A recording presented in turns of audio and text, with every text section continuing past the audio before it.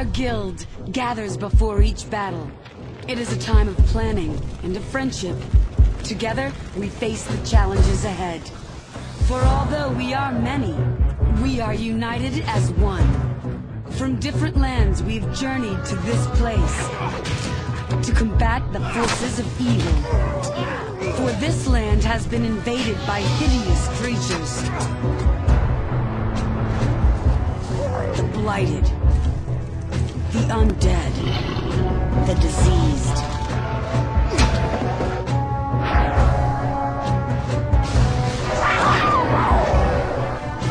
As guild members, we spend our time training to master our unique skills. To earn the right to call ourselves guild members.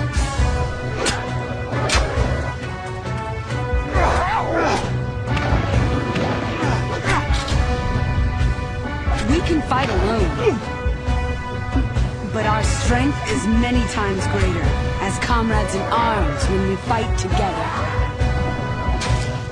There are losses, but there are rich rewards for the taking. Other guilds will confront us. Others will vie for our honors. Some will die by our own hand, and some will live by our mercy. But in the end, in the world of guild wars, it is not reward that calls us, not gain, not revenge. In the end, what calls us is victory.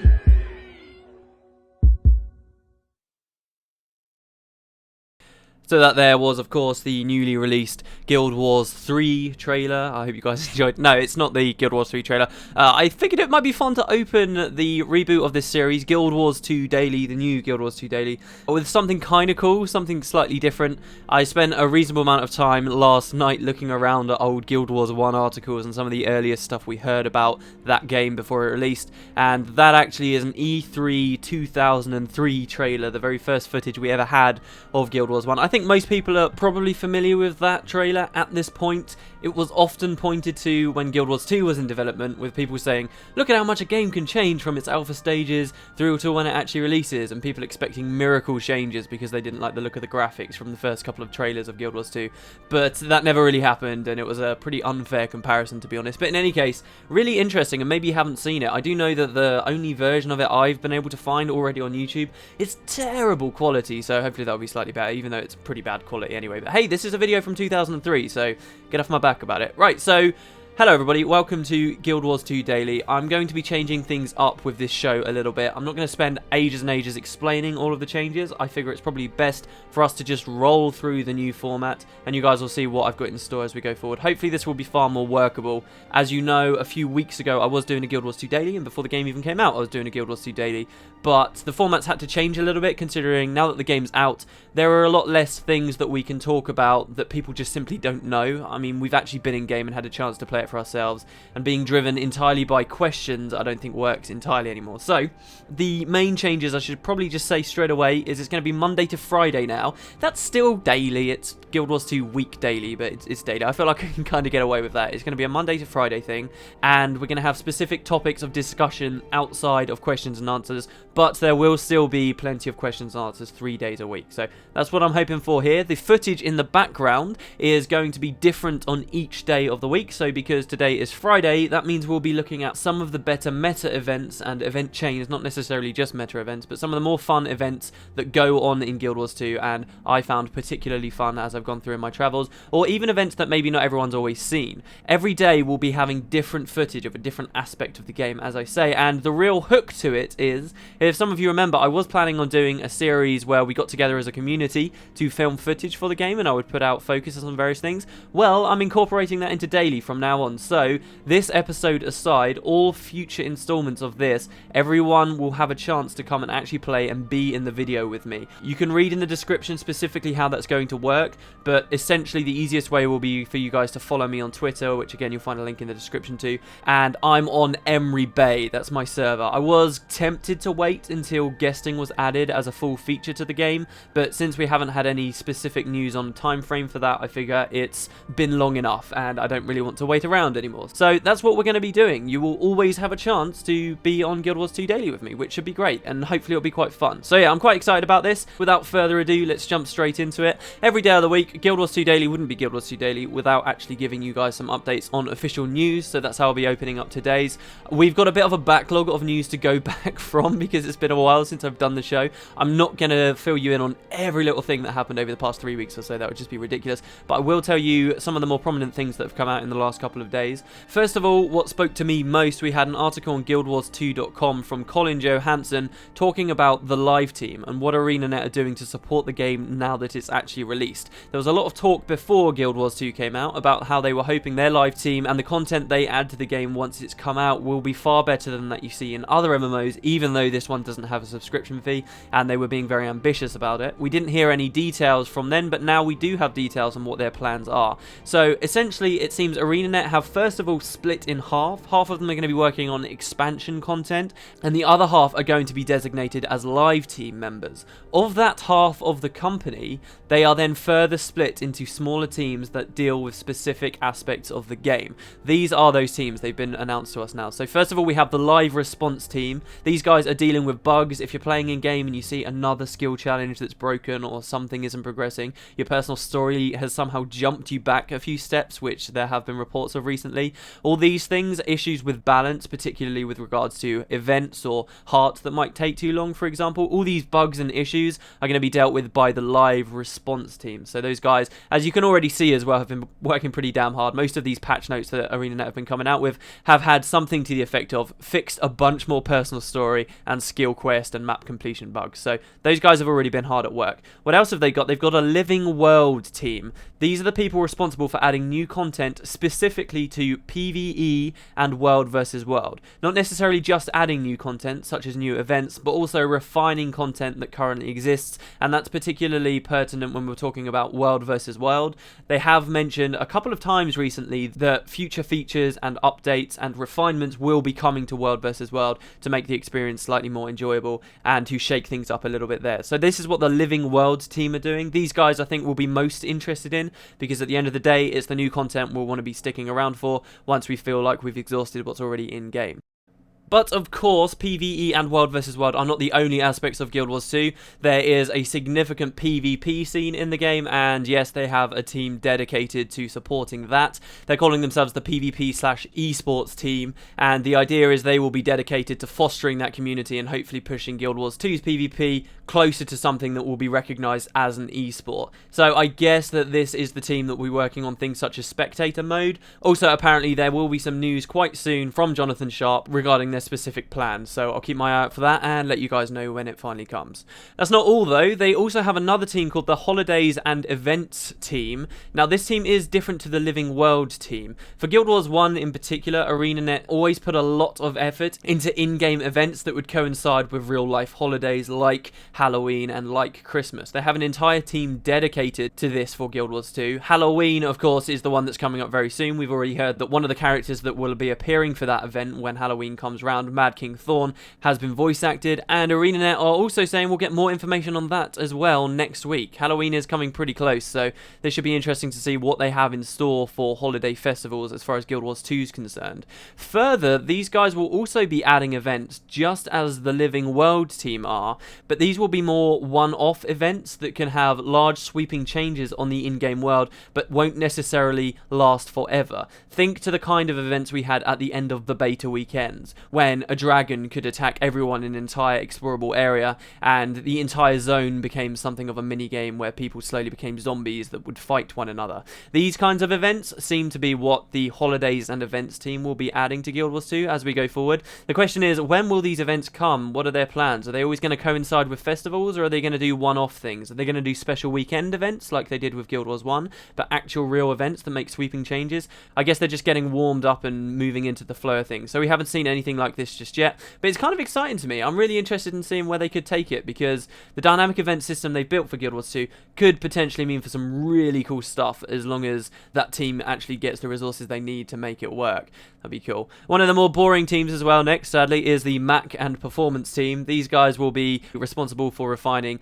the Mac client beta that's underway right now, and also performance, trying to make sure, and I quote, Guild Wars 2 can run on as many different pieces of hardware as possible. So yay for that. We're still not done though. There will also be bonus teams. These seem to be more ad hoc teams that will come together if ArenaNet ever want to do something out of the scope of what the previous teams cover. And supposedly there's already one of these teams working away for something that we'll see in November. So apparently we'll be very excited about that, but I can't imagine what it would be to exist outside of the scope of those other teams, but still. And last of all, there will be a commerce team. These people, I suppose, will be looking at the balance of the in-game economy, and in particular adding new items and so forth to the Black Lion Trading Company to improve their microtransaction system. Speaking of which, there was another article on GuildWars2.com, a very short one, that just talked about the fact now Halloween is coming closer. The commerce team have already begun to add stuff. There have been a couple of refinements to the gem store as we speak. There's a new dye pack available in-game if you want to buy it that comes with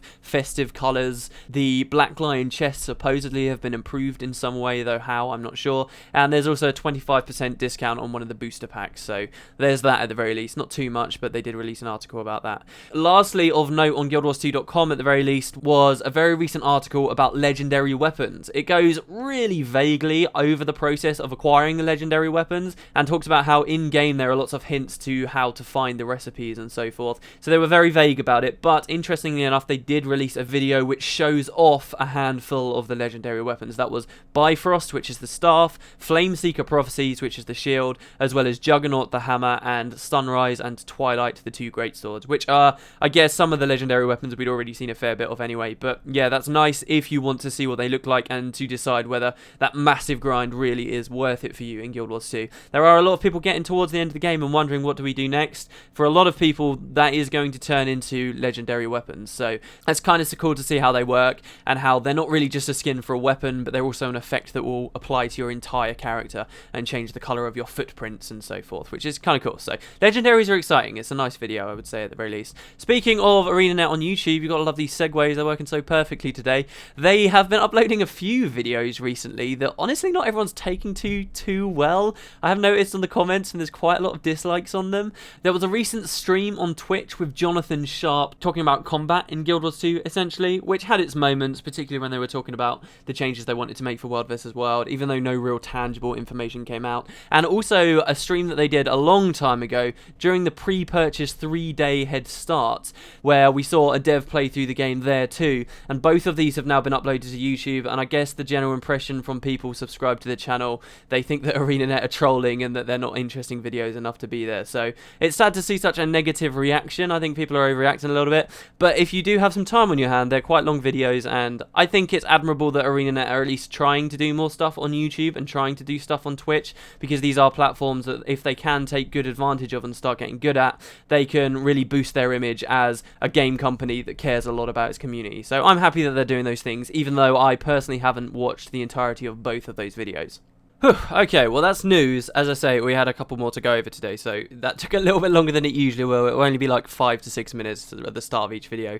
So yeah, that's news for today. As I mentioned before, depending on what day of the week it is, we're going to be talking about different stuff on daily. Since it's Friday, that means that we get to do a lore spotlight. This was something I used to do on Guild Wars 2 Daily, where we would sometimes just take a specific question about a certain aspect of the game, or not even necessarily a question, and we just look really in depth at one bit of the lore in the game. Now with Guild Wars 2, it's going to be slightly more interesting because it's a very different game in terms of how you find lore, and there are some really fascinating areas, but really it's about the questions that they raise rather than actually being a lot of information about them, and that's an interesting change. I don't know whether that's a good sign or a bad sign, but there are a lot of really cool things. Today I wanted to talk for our spotlight about, or at least return to this topic in a small way, about the potential of a 6th Elder Dragon that could be this mysterious new thing. A while back I did a video where we looked at the idea of there being a nature Elder Dragon. It certainly seems like now that the game's out, that theory is standing stronger than it ever was before. But this isn't going to be me sitting there saying, oh, look at how right these people were, but rather just talking about what we've actually seen in-game. So if you're unaware, there are actually 5 dragons we know about in Guild Wars 2. You might only know about 4, though, to tell you the truth. We have Zaitan. Everyone probably knows about Zaitan. I should hope you know about Zaitan. We have Jormag, the ice dragon in the north, which you probably also heard about, especially if you've played as a Norn. Kralkatorrik, like the crystal dragon that flew south and created the brand in Ascalon, also pretty easy to know about. Those are 3 dragons. They're the main 3 dragons, I'd say, in terms of visibility, how easy they are to see. And then we have Primordus, who you may have also heard of too, the creator of the Destroyers, the dragon really we first encountered in Guild Wars 1, and who's been having minimal, I would say, impact in comparison to the other dragons on the face of Tyria right now, but is certainly around and lives deep underground. So you probably know about those 4. There's a 5th one as well that we do know about from lore, but there's no real hints of it in-game whatsoever, or there are very few of them, and that's the deep sea dragon that lives out in the unending ocean or in the real depths where it's not particularly interacting or affecting many of the races of Tyria at the moment, so there's a lot less that we as land dwellers, as it were, have come to know about the deep sea dragon, and the game very deliberately does that. There's this extra mysterious dragon, the 5th dragon, that we don't know too much about. But what we're talking about now is the potential of there being even one past that, past the deep sea dragon, a 6th dragon. As I say, before the game came out, there were numerous theories about the idea there could be this 6th dragon, and this dragon could indeed be the Pale Tree, and that the Sylvari could be minions of this dragon. I don't want to rehash all of that because we did spend quite a while talking about it in the previous video, but there have been a few more interesting things in Guild Wars 2 we can now see, in particular at a place in Mount Maelstrom called the Infinite Coil Reactor. First of all though, just straight away on this whole 6 Elder Dragons idea, this isn't confirmation, what I'm about to tell you, that there are 6 Elder Dragons, but it's a pretty damn big hint. If you join the Dermot Priory, you get access to some exclusive areas of the Dermot Priory, their area, as you would with all of the orders, and in particular is an NPC located there who will mention to you something about how once a long time ago in Tyria's ancient history, it was the 5 against the 6, talking about how there were 5 races fighting against 6 Elder Dragons in ancient times. So that at least there, we can say that the NPC doesn't know what they're talking about. There is the chance that the NPC could be wrong. And also we could say that there used to be 6 Elder Dragons, but maybe one of them has been defeated, and that by no way means that there are still 6 Elder Dragons in Guild Wars 2 at this time, and it doesn't necessarily mean we'll ever see a 6th Elder Dragon in expansions for Guild Wars 2. But we do have that there, and to me that's a pretty big hint that there's probably another Elder Dragon. If they're saying there were 6 a long time ago, and we have this story that the Elder Dragons were just put to sleep rather than defeated, then to me that says there's probably still 6 Elder Dragons around, at least 6 Elder Dragons around. Of course there are many ideas there could be even more in many other areas of the world, since we only see a very small part of the world right now, but still. So there is this idea straight away from the Dermot Priory. I think many people know about this at this point, that there is a 6th Elder Dragon. At least this NPC seems to think there was a long time ago.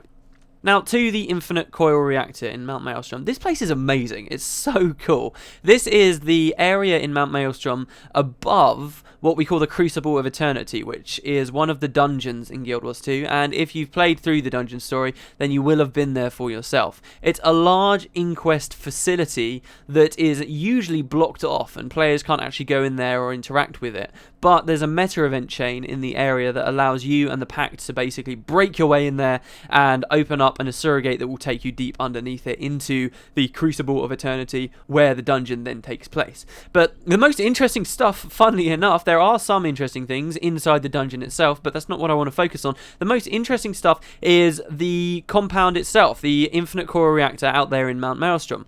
During the meta event, where you break your way in, you are tasked with going to lots of different areas of this compound, different labs that the Inquest have been researching things in, and killing them there and fighting your way through and disrupting all of their activities. So you go on a bit of a tour around these different areas known as zones. Each one of them is a point of interest for Mount Maelstrom. So once you get inside the compound, you get available to you a whole bunch of different points of interest. As you go to each of these little labs, you can see through the name of the point of interest what they're called, and there are 6 of these places, 6 zones, and each of them comes with a different colour, and inside them you can see there is a different kind of decor that seems to pair them up with Elder Dragons. So for example, there is a zone black in there that looks very reminiscent of the areas around Ore. There's a zone red which is filled with lava and looks an awful lot like it's been influenced by Primordus. There's a zone violet which is filled with crystals and looks branded as if it's been impacted by Kralkatorrik in some way. And there's a zone white that seems to be tied in some way to Jormak. It seems as though the Inquest have set up this facility where they can somehow tap into the power of the Elder Dragons and begin to research them. But that's just 4 zones out of the 6. Those are the 4 dragons, as I mentioned, that we kind of know quite easily about in Guild Wars 2. There's also a Zone Blue. The Zone Blue, the point of interest isn't just Zone Blue, but it also says under construction there. And when you look in this room, you can see it's this big empty chamber with water pipes ready to pump water in. But aside from that, there's nothing going on. And from that alone, you can kind of see that there's a hint that this is something to do with the Deep Sea Dragon, but the Inquest haven't quite finished that part of the lab just yet because they haven't had a chance to truly interact with the Deep Sea Dragon. Something more interesting about that zone, though, is if you stand around there, you can actually see 2 Inquest workers who, if you get too close to, will attack you. But if you stand from a distance, you can watch and listen. They actually have dialogue. And you can witness this conversation between these 2 Inquest workers. One of them is kind of taking the place of a boss, and the other one is a subordinate. And they talk about how the zone isn't ready for a specimen that they've got that they want to do testing for. And in particular, the conversation talks a lot about how large this massive specimen is, and how it's going to take a very long time for the room to be prepared. So there's hints there that the Deep Sea Dragon has these spawns that are also really massive. So that's a very cool idea too. Do remember that one of the trailers for Guild Wars 2 featured a giant monster swimming around underwater that hasn't actually appeared in the game since its launch. It's not there whatsoever. So this seems to be hinting very much at those kinds of minions of the Deep Sea Dragon that we haven't really had a chance to interact with. So that's 5 zones. 5 Elder Dragons we know about, 5 zones. But there's another zone too, and this is the really interesting one that ties and bolsters the theory of the Pale Tree being an Elder Dragon or having something to do with a nature Elder Dragon, because the last zone is Zone Green, and inside Zone Green you can see it's very flowery and lush and plant-like, just like the areas around the Pale Tree. Further, Zone Green isn't just a point of interest, but there's actually a skill challenge there which has you fight an Inquest Golem, a bloody hard Golem as well at that. He's really difficult to take out.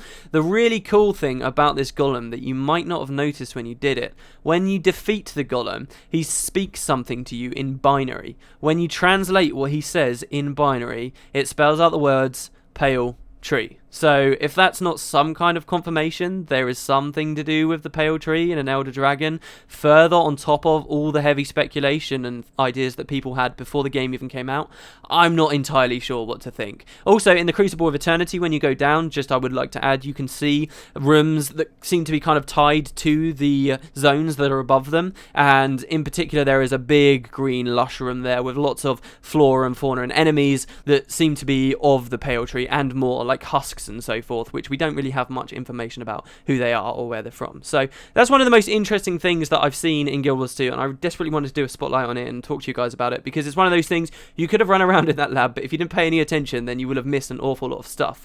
Also, I would just like to add one thing. Some people might refute this theory and say, oh, they're just zones, they're just colours, but you have no proof that they've actually been tied to Elder Dragons. Well, going back to that meta event that you have to complete, while you are in the process of the meta event, you're told to take out every single zone. When you go to Zone Black and you destroy Zone Black and complete that event, if you look on the UI and read the gold reward that you've got, it says disrupt the Zaitan lab. It doesn't say Zone Black, it specifically mentions Zaitan. So at the very least that chamber is tied to an Elder Dragon and the game openly admits it. We can only assume that the others are too. So yeah, guys, let me know what you think about that. I really kind of like that theory. There were a lot of people really skeptical, and I felt unnecessarily so, about the original ideas that there could be another Elder Dragon, and I was super happy to see that ArenaNet might actually be going with that direction and they're excited about the possibilities too. So yeah, that's really cool.